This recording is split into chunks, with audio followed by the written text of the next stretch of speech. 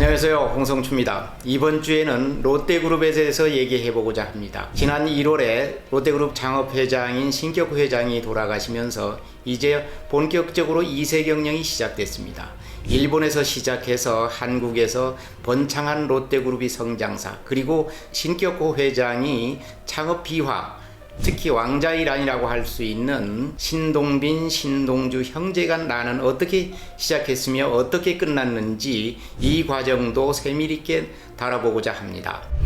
신격호 회장은 단돈 83엔을 가지고 일본으로 갑니다. 신격호 회장은 거기에서 한국에 오는 것을 마다하고 거기에서 사업을 일으켜서 성공하는 케이스입니다. 그때 당시에 제1교포들은 대부분 몸으로 때울 수 있는 일에 시작을 해서 일가를 이룹니다. 그러나 신격호 회장은 제조업에서 승부를 겁니다. 처음에는 비누 공장을 하다가 망했고 다시 시작해서 껌 공장까지 해서 론테껌이라는 선풍적인 인기를 끕니다. 그래서 오누리 일본 롯데제과를 만들고 그 돈을 가지고 다시 한국에 진출합니다. 한국에 진출하게 된 계기는 5.16 이후에 박정희 정권이 들어서면서 단돈 1달러도 없는 상태라고 해서 그때 당시에 제1교포들한테 손을 벌리게 됩니다. 당시에는 한일 국교 정상화가 이루어지기 전인데도 제1교포들이 돈이 있기 때문에 제1교포들이 한국에 투자할 수 있는 여건을 마련하도록 합니다. 그리고 본격적인 투자는 1965년 한일 국교 정상화가 되면서 이루어집니다. 이때 신격호 회장은 한국에 먼저 돈을 투자하고 땅도 사고 그렇습니다. 그러다가 67년에 롯데제과를 만들면서 본격적으로 한국에 투자를 시작합니다. 1960년대 말 현재 롯데호텔 부지인 반도호텔을 사게 됩니다. 그래서 거기에다가 호텔과 백화점을 짓게 됩니다. 그때 당시에 원래는 신격호 회장이 한국에 올 때 제철 사업을 하려고 합니다. 그러나 제철 사업은 박정희 대통령이 국가에서 직접 운영하겠다 해서 포항제철을 만들게 되고 신격호 회장은 그러면 서비스 사업인 백화점과 호텔을 짓겠다고 해서 거기에 지금 소공 롯데 부지에 어마어마한 투자를 하게 됩니다. 이렇게 해서 오늘이 롯데 왕국이 시작됐고 거기에서 번 돈을 가지고 다시 재투자를 하면서 석유화학, 건설, 금융 이렇게 물어방식으로 벌쳐나갑니다. 지금 현재 롯데그룹은 93개 계열사가 있습니다. 그리고 10개가 상장되어 있습니다. 비상장으로 있었다는 것은 기업들이 계열사가 다 단단했다는 겁니다. 신격호 회장의 경영 철학은 잘 아는 것처럼 돈을 빌리는 것을 극히 싫어했습니다. 그분이 유명한 경영 철학이 거화취실입니다. 거화취실은 뭐냐면 화려한 것은 보내고 또 실리를 추구한다. 실용주의 노선을 철저하게 추구했던 분입니다.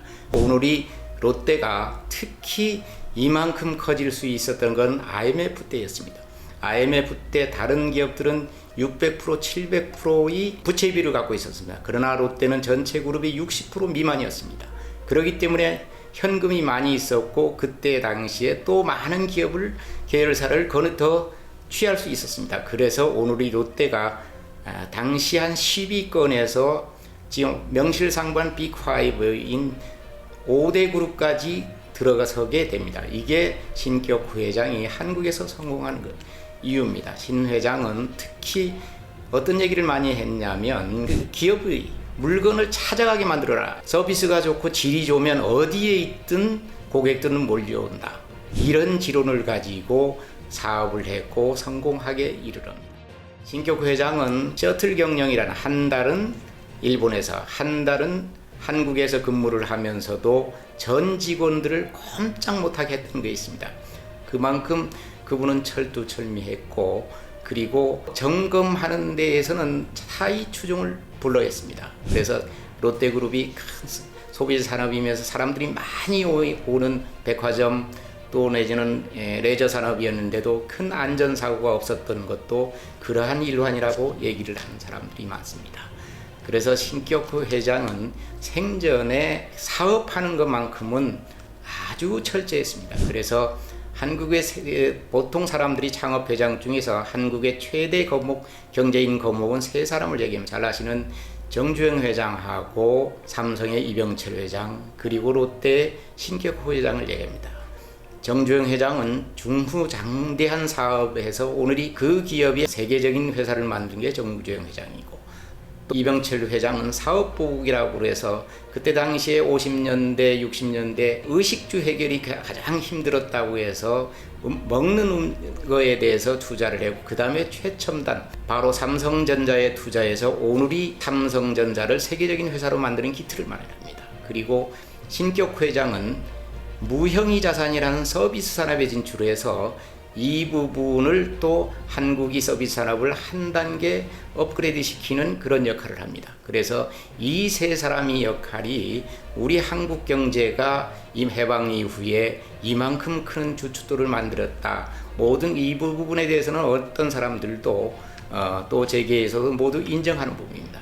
그러나 신격 회장도 말년에 생전에 자식들이 싸우는 쩐이 전쟁이라는 왕자의 난을 지켜보면서 쓸쓸하게 생을 마감했는데, 어떻든 간에 그분이 창업 정신이라든가 그분이 일화는 지금도 재계에서 많이 회자됩니다.